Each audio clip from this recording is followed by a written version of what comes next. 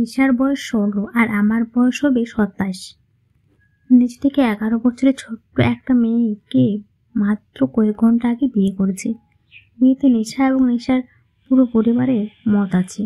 দিন 5 আগে নিশাকে দেখতে গিয়েছিলাম। নিশা ক্লাস 10-এ পড়ে আর আমি ক্লাস 5 ফেল। লেখাপড়ার অনিচ্ছ আর দরিদ্র হওয়ার কারণে ক্লাস 5 দিয়ে লেখাপড়া ছেড়ে দিই। যখন জানতে পারি নিশা বর্তমানে ক্লাস 10-এ পড়ছে, তখন মনে হলো নিশার বাবা বিয়েতে নিজের মত দেবেন না। কিন্তু সাক্ষাৎ এর সময় নিশার বাবা একবারও জানতে চাইলেন না আমার শিক্ষা দীক্ষাটুকু। আমার জানা মতে আমার বর্তমানের ব্যবসা আর প্রচুর সম্পদ দেখেই নিশার বাবা তার বিয়ে আমার সাথে দিতে চেয়েছেন। এখনকার অনেক বাবাই মায় চান ওনার জামাই যেন উচ্চ টাকাওয়ালার হোক। জামাই শিক্ষিত, বাকি মূর্খ, এতে তাদের কোনো মাথা ব্যথা নেই। বিয়েতে নিশারও অমত ছিল বলে আমার মনে হয় না। কিন্তু একটা অবাক করার বিষয় আমি খেয়াল করলাম। বিয়ের পর নিশা সবাইকে জড়িয়ে ধরে কাঁদছিল, কিন্তু তার বাবার সম্মুখে গিয়ে কাঁদেনি। বাবাও কাঁদেনি, মোটেও কাঁদেনি। মায়ের কাছে খুব বেশি কেঁদেছিল নিশা। কান্নাটা খুব গভীর ছিল। আজ আমার আর নিশার ফুলসজ্জার রাত। বাসর রাতে ঢুকতে দেখি খুব সুন্দর করে গোলাপ আর গাঁদা ফুল দিয়ে বাসর ঘরটা সাজানো।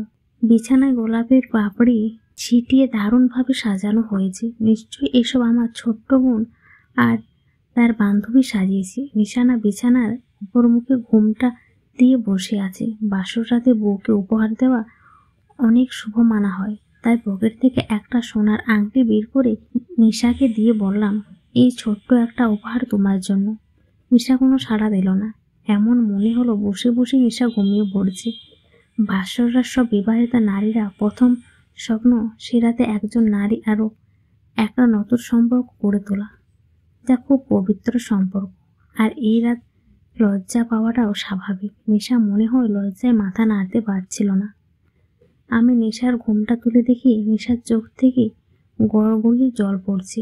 এমন ভীষণ কান্না দেখে আমি রীতিমতো ভয় পেলাম, আর সাথে অবাক হলাম বেশ। বাবা মাকে ছেড়ে নতুন একটা সংসার এসে যেখানে সবাই অপরিচিত, একটু ভয় অনুভব করাটা স্বাভাবিক। আমি নিশাকে বললাম, তুমি ভয় পেও না, এখানে সবাই তোমার আপনজন। এই বলে আমি নিশার হাতটা ধরলাম। নিশার হাতটা ধরতেই নিশা তার হাত মুঠি বন্ধ করে নিল। তারপর ঝট করে আমার হাত থেকে নিশার হাত ছড়িয়ে নিল। কান্না তখনও চলছিল। বুঝতে আর বাকি রইল না যে কান্নাটার কারণটা কি। আমি এবার বিরক্ত হয়ে বললাম, তুমি কি চাও? আমি তোমাকে বিয়ে করেছি, আমি তোমার স্বামী।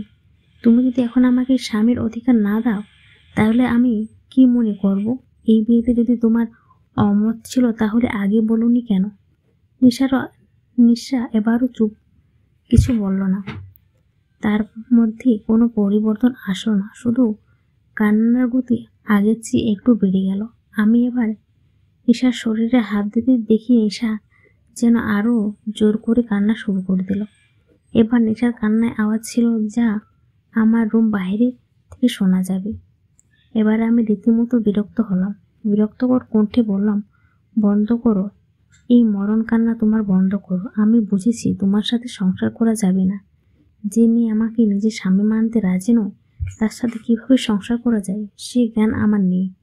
আমি কালই তোমার বাবার সাথে আমার পৃথক হয়ে যাওয়ার কথা বলবো। নিশাকে একটা ছোট্ট মিথ্যা হুমকি দিলাম, কিন্তু নিশা হুমকিটা সত্য মনে করে আমার পায়ে এসে পড়ল।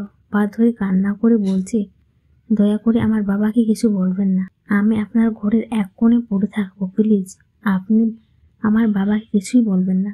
আপনি আমার সাথে যা করতে চান করুন, কিন্তু আমার বাবাকে এই ব্যাপারে কিছু বলবেন না, প্লিজ। নিশার কান্নাটা ভীষণ কষ্টদায়ক ছিল। আমি নিশাকে তুলে দিয়ে বললাম, তুমি এখন কান্না বন্ধ করে ঘুমাও।